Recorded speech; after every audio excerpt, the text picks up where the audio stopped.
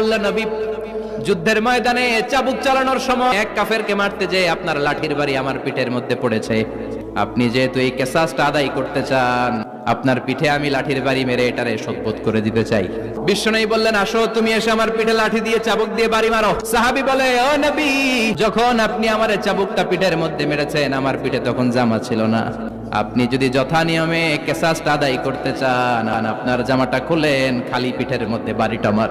সাইয়েদনা ওমরে ফারুক হাতের জামা এরকম করতে শুরু করছে, আয় এদিকে আয়। বিশ্বনবী বললেন, ওমর থামো, মারতে দাও। বিশ্বনবী উনার জুব্বাটা উপরের দিকে উঠালেন, পিঠের মধ্যে বাড়ি দেওয়ার জন্য ওই সাহাবীকে ডাকলেন। ওই সাহাবী বিশ্বনবীকে পিছন দিক থেকে জড়িয়ে ধরে ওই মোহরে নবুয়তের মধ্যে চুমু দিয়ে ফেলেছে। সাহাবী বললেন, নবী গো, এই নাটক করার জন্য আপনি আমারে মাফ করে দিয়েন।